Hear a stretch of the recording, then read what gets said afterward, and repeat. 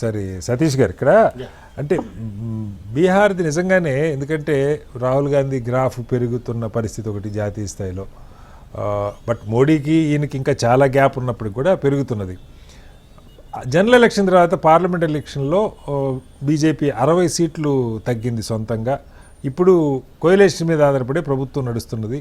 ఆ తర్వాత జరిగిన 2-3 రాష్ట్రాలు బీజేపీ మళ్ళీ తిరిగి గెలవగలిగింది. మహారాష్ట్ర కానీ హర్యానా కానీ కొన్ని రాష్ట్రాలు, ఛత్తీస్గఢ్ నాకు గుర్తుంది, ఈ 3-4 రాష్ట్రాల్లో గెలవగలిగింది. సో తిరిగి మళ్ళీ బలం పుంజుకుంటుందన్న వార్త. ప్లస్ బీహార్ అన్నిటికంటే చాలా టర్నింగ్ పాయింట్ అని చెప్తారు దేశ రాజకీయాలకి, కుల సమీకరణాలు కానీ ఇవన్నీ.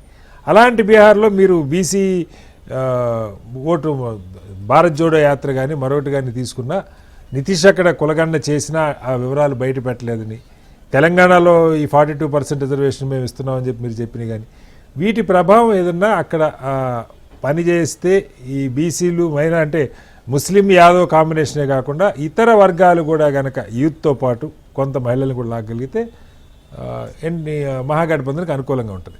అది కానప్పుడు ఇక ఇక్కడ ఒకసారి బీహార్లో కనుక మళ్ళా ఎన్డీఏ గెలవగలిగితే ఇక ఇండియా కూటమి, ఇప్పటికే ఇండియా కూటమిలో మమతా ఒక దారి ఉన్నది, ఆమ్ ఆద్మీ పార్టీ విడిగా పోటీ చేసింది, అక్కడ అన్నిటికీ ఎలా ఉండొచ్చు?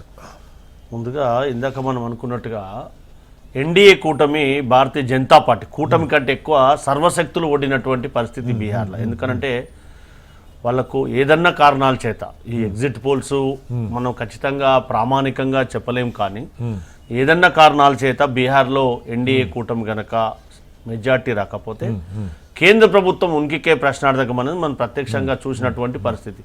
అక్కడ ప్రధానమంత్రి గారు కానీ అమిత్ షా గారు మాట్లాడినటువంటి మాటలు ఒకసారి నెమరేసుకుంటాం.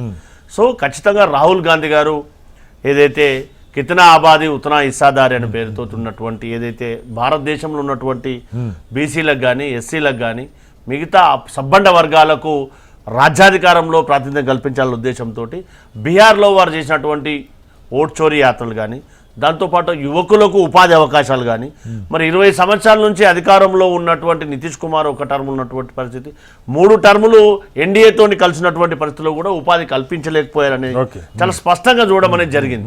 సో ఇవన్నీ ఫ్యాక్టర్ చూసిన తర్వాత గతంలో పార్లమెంట్ ఎన్నికల్లో భారతీయ జనతా పార్టీ 400 సీట్లు అని చెప్పి ఏ విధమైనటువంటి పరిస్థితి, వారి స్వయంగా ప్రధానమంత్రి గారి స్థానం నుంచే వారి మెజార్టీ ఏ విధంగా తగ్గిపోయిందో మనం ప్రత్యక్షంగా చూసాం. కొన్ని అనివార్య కారణాల వల్ల వివిధ రాష్ట్రాల్లో ఎన్నికలు జరిగినప్పుడు స్థానికంగా ఉన్నటువంటి నాయకత్వాలు ఏమి కారణంగానో అక్కడెక్కడో మేము ప్రభుత్వాన్ని ఫామ్ చేయలేకపోయినప్పటికీ, మేము అధికారాన్ని కోల్పోయినప్పటికీ కూడా ఉన్నటువంటి పరిస్థితుల్లో దేశవ్యాప్తంగా రాహుల్ గాంధీ గారి యొక్క చరిష్మా అనేది ఇంక్రీజ్ అవుతుందనేది వాస్తవ పరిస్థితి. సో బీహార్లో కూడా ఖచ్చితంగా ఇప్పుడు మనం ఈ పోల్స్ కంటే కూడా 14వ తారీఖున ఖచ్చితంగా ఎవరైతే యువకులు కానీ అక్కడ ఉన్నటువంటి బీసీలు కానీ సబ్బండ వర్గాలు కానీ అల్పసంఖ్యాక వర్గాలు కానీ ఖచ్చితంగా మహాగఠబంధన్ వైపు వారు నడిచినటువంటి పరిస్థితి మనకు స్పష్టంగా అర్థమైనటువంటి పరిస్థితి. ఎందుకంటే వారు వచ్చినటువంటి సమూహం కానీ వారు ఇచ్చినటువంటి ఆదరణ కానీ ఏదైతే యువకులు కానీ చూపించినటువంటి ఆదరణ కానీ మనకు అర్థమవుతున్నటువంటి పరిస్థితి.